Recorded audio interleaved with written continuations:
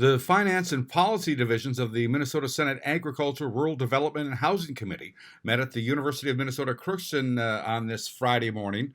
The senators, who were joined by Representative Deb Keel, who was on the House Agriculture and Food Finance and Policy Division, listened to scheduled testimony from Bruce Clevin of the Red River Valley Sugar Beet Growers Association, Howard Olson from Ag Country Farm Credit Services, Justin Hecht of C&H Insurance on issues related to the harvest conditions and agriculture finance.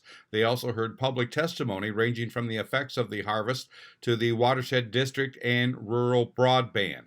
Senator Mark Johnson, East Grand Forks, sits on the committee and invited them to get a firsthand account of the hardships being faced in northwest Minnesota.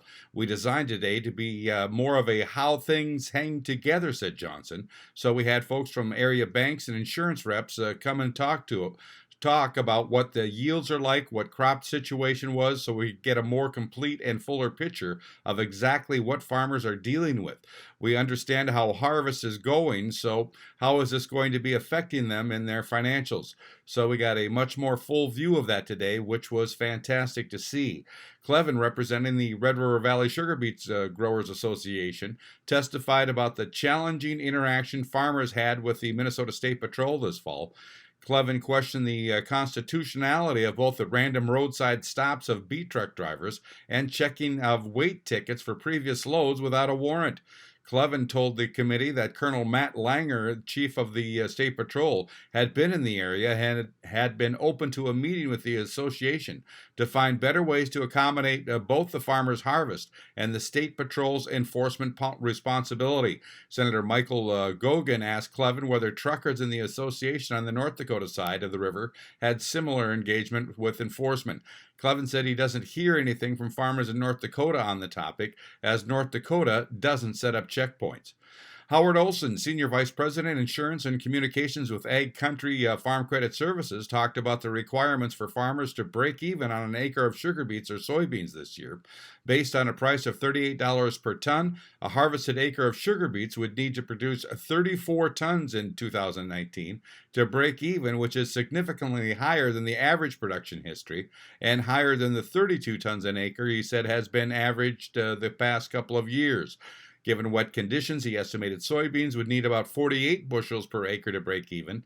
Senator Gary Doms of Redwood Falls asked Olson what the diversification of agriculture was in the region. Olson said one question often asked is why isn't there more animal agriculture, especially around Crookston? He said that is a question we all ask when it comes to the challenges that increased animal ag provide an additional benefits to a place like American Crystal with a local market for feed buy stocks like beet pellets. Olson also said that the last 7 years of decreased earnings have required farmers to rebalance debt many times, and that the 2020 production outlook is average to poor.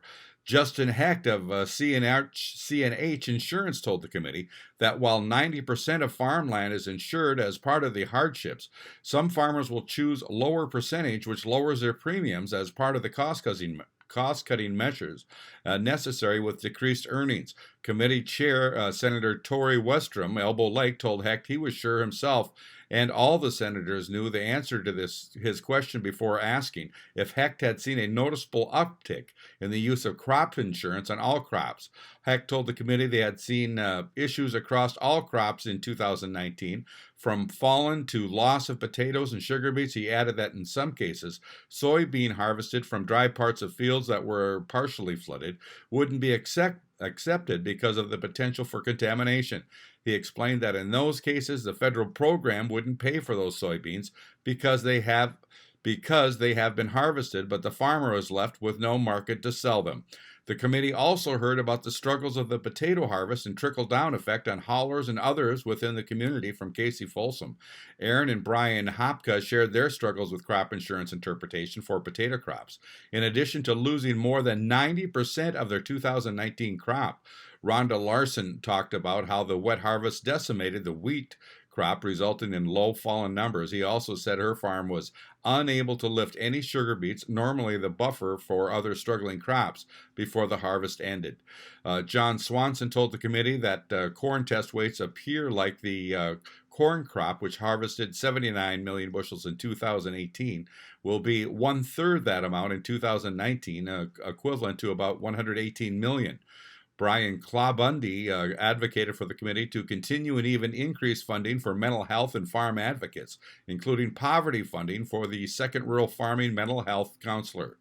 Johnson said it was essential to get the joint committees into the area to witness and hear about the harvest themselves, sharing that Senator John Hoffman Chaplin told him he was blown away and hadn't fully understood the struggles. I sat next to Senator John Hoffman, who has never been up here before, said Johnson. Last night we did a tour of the sugar beet plant and a few things today as far as listening to testimony about what's going on up here. He was just blown away. I didn't realize this was going on. I didn't understand this. He's from the metropolitan area, and it was good to get these guys up here. Give them a new perspective on what it's like to be up in northwest Minnesota in the fall of 2019, and just what an exceptionally bad year for crops and harvest. So great to get these guys up. The Joint Committee also heard from Robert Slip, Executive Director for the Red River Watershed, about their history, past, and current projects and future needs. And from Garden Valley Technology, CEO Tim Brinkman, who updated the senators on how Garden Valley had used 2 rural broadband grant awards to increase broadband service to the GB level for 596 subscribers east of Thief River Falls and around Bijou.